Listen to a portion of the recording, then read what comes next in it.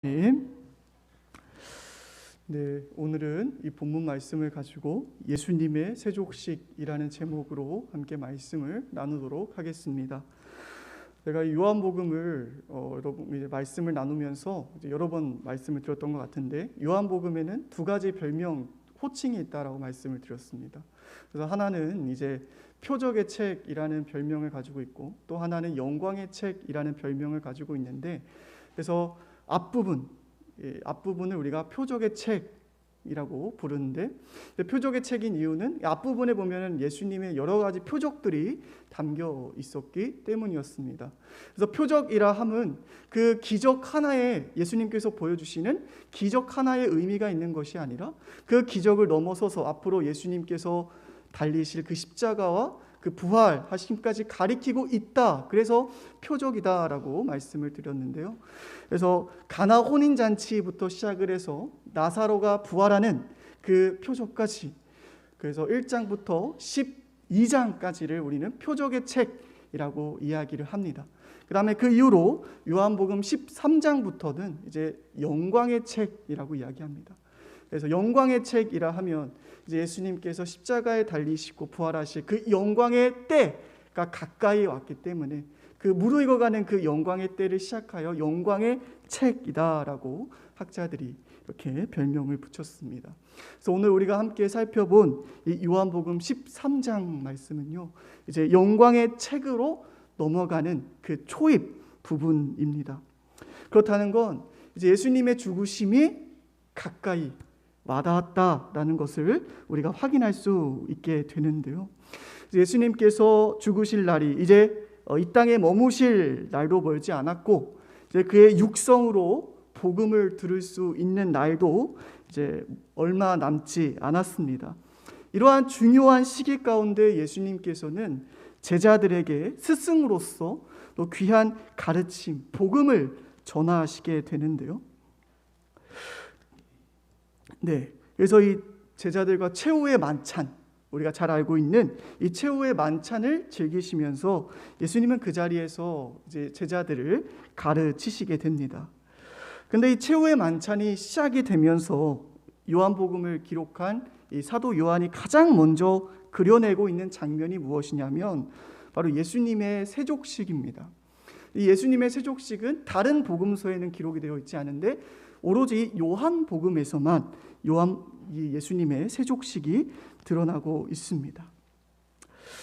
그러면 왜 예수님께서는 제자들에게 이러한 세족 예식을 행하셨는가? 당시 사회적 배경으로 볼 때 물대야를 가지고 와서 상대방의 발을 정성스레 씻겨주는 이러한 행위는요, 아무나 하는 것이 아니었습니다. 보통 천한 계급에 있는 종들이 주인을 섬길 때 발을 씻어 주었고, 또 정말 귀하디 귀한 손님이 우리의 집에 방문해 주었을 때 그것을 또 환대한다는 의미에서 발을 씻겨주곤 했다고 합니다. 그런데 예수님과 이 제자들의 관계에 있어서는 쉽게 이해가 되지 않는 상황이라는 겁니다. 왜냐하면 예수님은 랍비입니다. 예수님은 스승이십니다. 그리고 제자들은 예수님께 가르침을 받는 입장에 있는 자들입니다.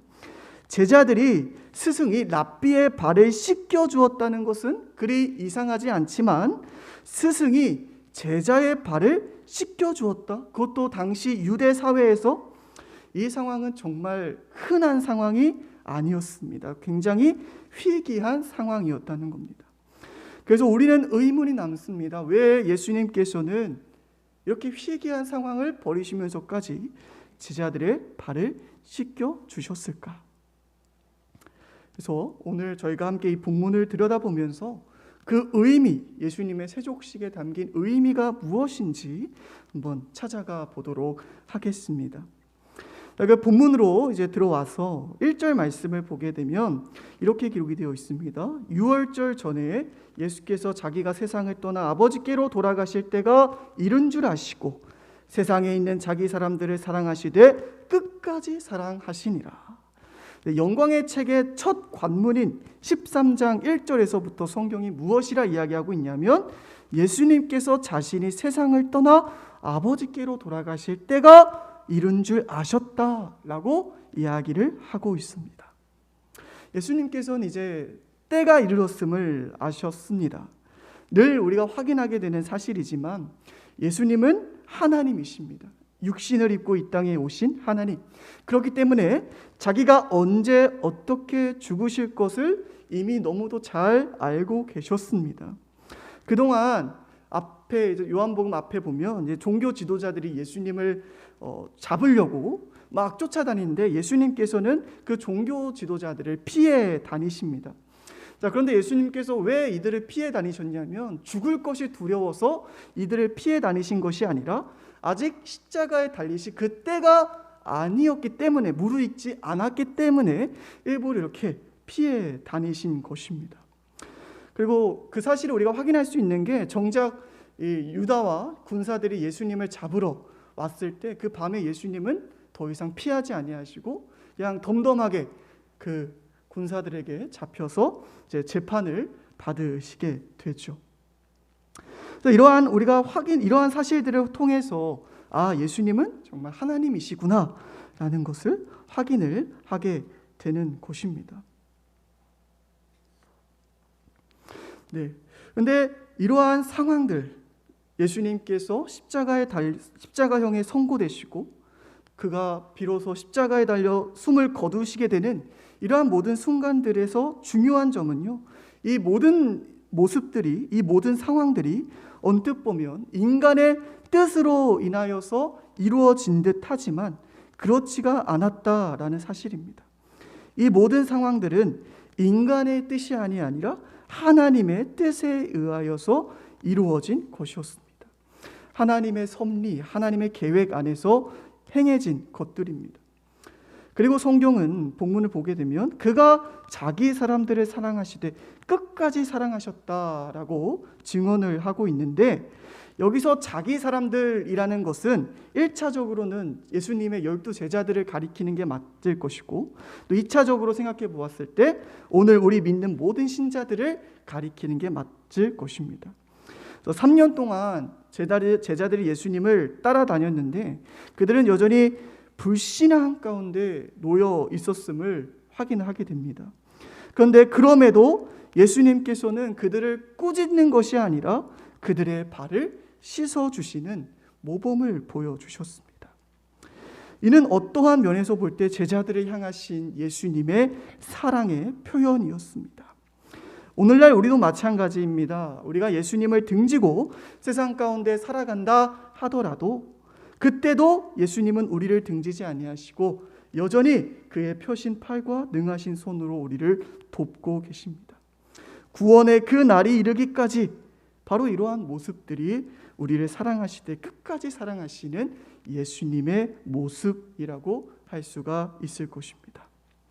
이어서 본문 2절을 말씀을 보시게 되면 예수님을 팔자 이 가룟 유다가 등장을 하게 되는데요. 어떻게 등장을 하고 있냐면 사단이 가룟 유다의 마음에 예수를 팔려 하는 생각을 넣었다라는 증언으로 시작이 됩니다. 가룟 유다가 예수님을 팔게 된 직접적인 원인이 바로 여기서 등장을 합니다. 사단이 우리에 대해서 가장 장난치기 좋아하는 것이 무엇이냐면 우리의 마음을 흔드는 겁니다. 마음이 흔들리면 그 순간 우리는 어찌하지 못하고 그대로 끝나게 됩니다. 그래서 우리의 마음이 누구의 손에 달려있는가 하는 것은 굉장히 중요한 문제입니다. 왜냐하면 우리의 마음을 쥐고 있는 그 존재에 따라 우리의 삶이 결정될 것이기 때문입니다. 그래서 우리는 날마다 우리의 마음을 점검해 보아야 할 것입니다. 어떤 마음이 하나님께서 기뻐하시는 마음일까? 또 어떤 마음을 하나님께서 기뻐 받으실까? 늘 우리는 이러한 마음의 상태를 점검해 봄으로써 우리의 마음이 하나님의 손에 쥐어져 있는가 아니면 사단 마귀의 손에 쥐어져 있는가를 날마다 확인을 해야 하는 것입니다.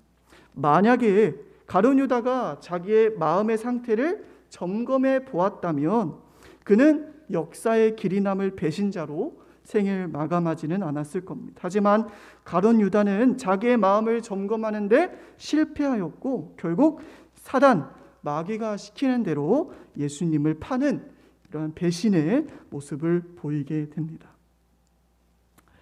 네, 이제 본문으로 다시 돌아와서 잠깐 가룟 유다 이야기가 나온 다음에 다시 이제 예수님의 세족식의 배경으로 넘어가게 되는데요.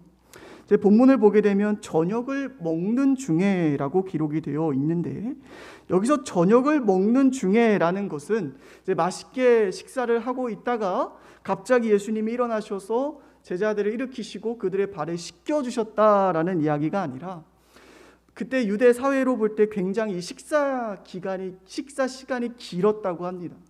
그래서 유대 이제 식탁에 음식이 올라오고 또 씻기도 하고 이러한 순서들이 길게 있었기 때문에 학자들이 볼 때 아마 여기 저녁 먹는 중에라고 하는 것은 이제 모든 음식이 앞에 다 나열되고 나서 이제 그때 식사를 하기 전에 예수님께서 제자들을 일으키시고 그때 발을 씻겨주신 것이다 라고 보고 있습니다. 그래서 이제 어찌 보면 식사를 하기 전에 예수님께서는 이제 허리에 수건을 두르시고 12 제자들의 발을 씻겨주시게 됩니다. 그래서 한 제자 한 제자 이제 발을 다 씻겨주시다가 이제 베드로 차례가 왔을 때 베드로가 뭐라고 이야기하냐면, 아니 예수님께서 어떻게 제 발을 씻으시려 하십니까? 네. 그때 당시 아까도 말씀을 드렸지만 스승이 제자의 발을 씻는다라는 것은 그리 흔한 상황이 아니었습니다. 그러니까 제자인 베드로의 입장에서 볼 때, 그의 사고방식에서 볼 때 스승이신 예수님이 나의 발을 씻는다는 것은 용납할 수 없는 일이었던 것 같습니다. 그래서 베드로는 예수님의 행동에 대해서 예수님의 행동이 인간적인 행동으로 이제 해석을 하고 극구 사양하려 한 것입니다. 그런데 그때 예수님께서 뭐라고 대답을 하시냐면, 본문 7절 말씀을 보게 되면 예수께서 대답하여 이르시되 내가 하는 것을 내가 지금은 알지 못하나 이후에는 알리라. 지금 베드로는 죄로 인하여 어두워져 있기 때문에 예수님의 행위를 깨닫지 못하지만 나중에 추후에 하나님께서 주시는 은혜로 깨달음으로 말미암아 예수님의 행위가 깨달아지는 그 날이 오게 될 것이다 라고 예수님은 말씀을 하십니다. 그런데 아직 베드로는 지금 예수님께서 세족식을 하시는 그 의미를 온전히 깨닫지를 못하였고, 그래서 스승이신 예수님이 내 발에 씻는다는 것을 여전히 용납하지를 못합니다. 굳고 사양하게 되죠. 한 번 더 사양을 하게 되죠. 근데 예수님의 한 말씀으로 인하여 베드로의 이 완강했던 마음이 확 바뀌게 됩니다. 또 본문 8절 말씀에 베드로가 이르되 내 발을 절대로 씻지 못하시리이다. 예수께서 대답하시되 내가 너를 씻어주지 아니하면 너가 나와 상관이 없느니라. 베드로는 예수님의 행위를 그때 당시 사회적 관념으로 인간적으로 해석을 하였지만 예수님의 세족식은 단순히 이러한 인간적인 행위에 그치지 않았습니다.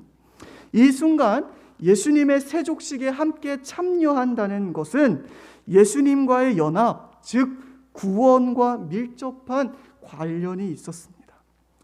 우리의 구원은 그 주체, 원점이 어디서 오는 것이냐면 바로 예수님에게서 오는 것입니다. 우리가 예수님을 믿기 때문에 예수님으로 인하여서 구원받은 백성이 되는 것이지, 우리가 예수님과 아무런 관련이 없다면 우리는 구원받은 백성이 될 수가 없는 것입니다. 그래서 요한복음 1장 12절 영접하는 자 곧 그 이름을 믿는 자들에게는 하나님의 자녀가 되는 권세를 주셨으니, 이 말씀대로 우리가 구원받은 백성이 되기 위해서는 예수님을 영접할 수 있어야 합니다. 예수님을 내 마음에 모시고 예수님을 내 중심에 모시고 예수님 중심적으로 살아가는 것이 바로 우리 구원받은 백성에게서 보여져야 하는 참된 모습이라는 것입니다. 그렇기에 나는 예수님과 아무런 상관이 없어 한다면 그는 결코 구원에 이를 수가 없습니다. 그래서 다시 베드로에게로 돌아와서 이제 만약 너가 나한테서 발을 씻기지 못하면 너와 나는 아무런 상관이 없다라고 말씀을 하시니까 이제 베드로가 이렇게 이야기를 합니다. 9절 말씀에 시몬 베드로가 주여 이르되 주여 내 발뿐 아니라 손과 머리도 씻어 주옵소서. 네. 그 누구보다 예수님을 향한 열정적인 마음을 품고 있었던 베드로가 이렇게 이야기하는 겁니다. 예수님, 발을 씻김 받아야만 예수님과 상관이 있는 것이라면 내 발뿐만 아니라 내 손, 내 머리도 씻겨 주시옵소서. 네, 조금 오버해서 베드로가 이야기를 한 것이죠. 이에 대해서 예수님이 뭐라고 대답을 하시냐면 본문 10절 11절 말씀에 예수께서 이르시되 이미 목욕한 자는 발밖에 씻을 필요가 없느니라. 온 몸이 깨끗하니라.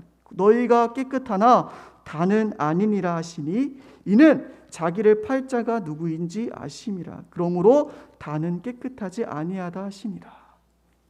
이미 목욕한 자는 발밖에 씻을 필요가 없다. 네.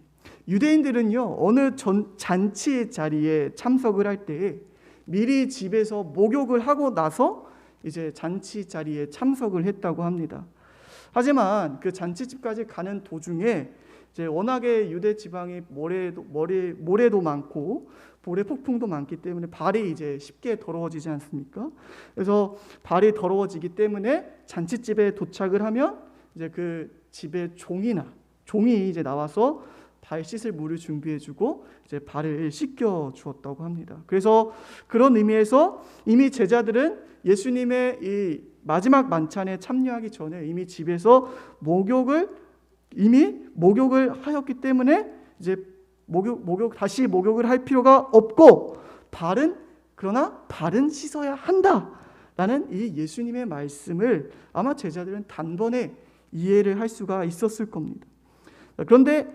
그러나 여기서 예수님의 말씀은요, 제자들이 이해한 것 이상으로 더 중요한 의미를 담고 있었는데, 여기서 예수님이 말씀하시는 이 목욕이 의미하는 것은 우리의 속죄, 곧 칭의의 의미를 담고 있었습니다.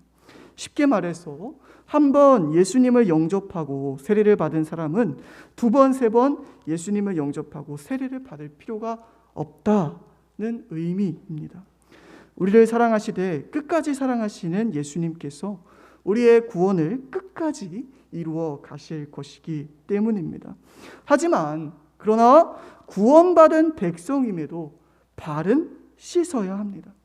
여기서 발을 씻는다는 것은 우리가 예수님 앞에 나아가는 곧 회개의 행위를 의미합니다. 그래서 우리는 매일같이 회개하는 마음으로 예수님께 나아가야 한다라는 거죠. 외출했다가 돌아오면 더러운 먼지가 묻어서 이제 발을 깨끗이 씻는 것처럼 우리는 날마다 죄를 지으며 살아가기 때문에 날마다 그 죄를 깨끗이 씻겨내야 하는 것입니다. 그것이 어떻게 가능하냐? 우리가 어떻게 죄로부터 씻김받을 수가 있습니까? 우리가 예수님에게 회개함으로써, 엄밀히 말씀을 드리자면 예수님의 보혈의 능력으로서 가능하다라는 것입니다. 자, 그래서 예수님께서 제자들에게 뭐라고 말씀을 하시느냐면 너희가 깨끗한 것을 안다. 너희는 이미 나를 믿음으로 이미 목욕한 것과 같이 깨끗해졌다. 자, 그런데 모두가 깨끗한 것은 아니다. 마지막에 반전이 있습니다. 자, 그런데 너희가 깨끗하나 모두가 깨끗한 것은 아니다. 네. 예수님의 말씀대로 그 자리에 12제자가 모여 있었는데 그 중에 한 제자가 깨끗하지 못한 상태에 있었습니다. 바로 아까 2절 말씀에서 등장했던 이 가룟 유다입니다. 예수님께서는요, 이미 가룟 유다가 이제 자신을 팔 자임을 알고 계셨습니다. 그럼에도 가룟 유다를 면박하신다거나 책망하신다거나 하지 않으십니다. 다른 복음서에 보면은 너의 계획대로 행하라 라고만 말씀을 하십니다. 이미 마음이 어두워질 대로 어두워져 버린 이 가룟 유다에게는 더 이상 예수님의 말씀이 귀에 들어오지 않았습니다. 그는 이미 사단에게 마음이 빼앗겨 버려서 사단의 꼭두각시로서 예수님과 함께하고 있었습니다. 그래서 예수님은 이 유다를 가리켜서 그가 아직 깨끗해지지 못하였음을 말씀하신 것입니다. 사랑하는 성산교회 성도 여러분, 우리는 예수 그리스도를 믿음으로 우리의 온 몸은 이미 목욕을 한 것과 같이 새로운 인생을 살아가게 되었습니다. 더 이상 죄로 죽어 썩어질 죄인의 인생이 아니라 죄로부터 탈피하여 부활 소망을 바라보는 구원받은 백성으로서의 새 인생을 살아가게 되는 것입니다. 이 인생길에 접어들었다는 것은 우리에게 큰 은혜일 수밖에 없습니다.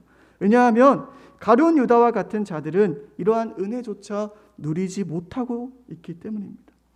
그러나 우리는 하나님으로부터 선택을 받고 구원받은 백성으로 살아가는 선택받은 자들입니다. 그래서 우리 스스로가 내가 얼마나 큰 은혜를 받은 자인지, 하나님께서 나를 얼마나 사랑하시는지 이 사실을 날마다 곱씹으면서 하나님께 감사하는 인생을 살아갈 필요가 있는 것입니다. 물론 사단 마귀는 우리를 그냥 가만히 내버려 두지 않을 것입니다. 우리의 상황을 흔들고 우리의 마음을 흔들고 우리의 소중한 것들을 흔들어 댈 것입니다. 그러나 여러분, 우리가 동요하거나 요동하지 않아도 될 것은 우리가 믿는 예수 그리스도가 훨씬 크시고 강하신 분이시기 때문입니다. 우리는 예수 그리스도를 믿음으로 그와 상관이 있는 자들이 되었습니다. 예수와 상관이 있는 자들에게 주어지는 특권이 무엇이냐면 언제든지 예수님께 기도함으로 회개함으로 나아갈 수 있다는 것입니다.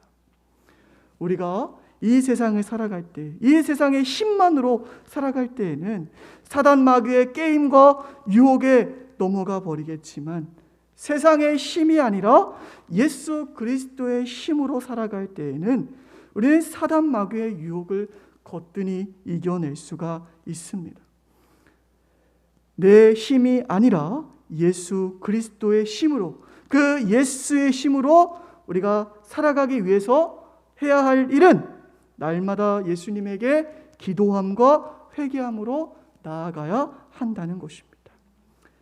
아까도 말씀을 드렸듯이 마치 우리가 외출을 하고 돌아오면 발을 씻는 것처럼 우리는 항시 우리의 마음의 상태를 점검하고 예수님에게 간구함으로써 날마다 씻김 받는 인생을 살아가야 하는 것입니다.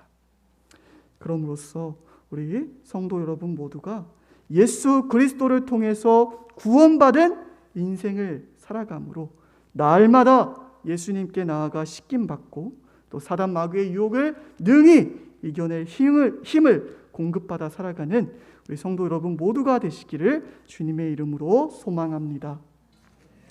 네, 우리 이 시간 함께 찬양하시겠습니다. 신실하게 진실하게 찬양하시겠습니다.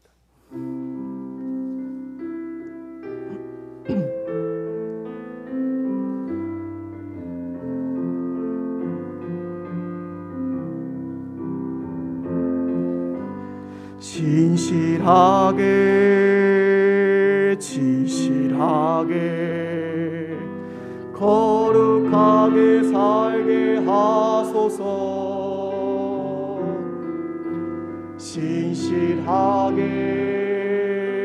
진실하게 거룩하게 살게 하소서. 신실하게 진실하게 진실하게 거룩하게 살게 하소서. 진실하게 진실하게 거룩하게 살게 하소서. 하나님, 나의 마음 하나님,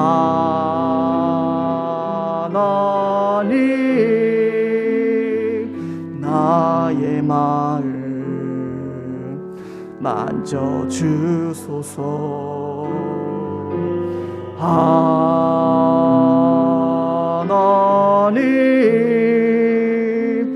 나의 영혼 새롭게 하소서. 신실하게 진실하게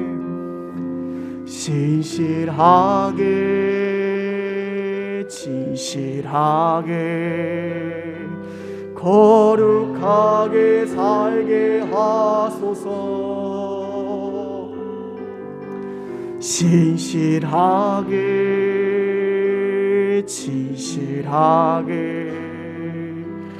거룩하게 살게 하소서. 하나님 나의 기도 들어주소서. 하나님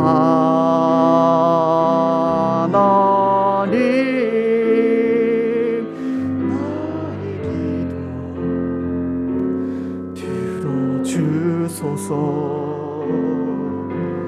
하나님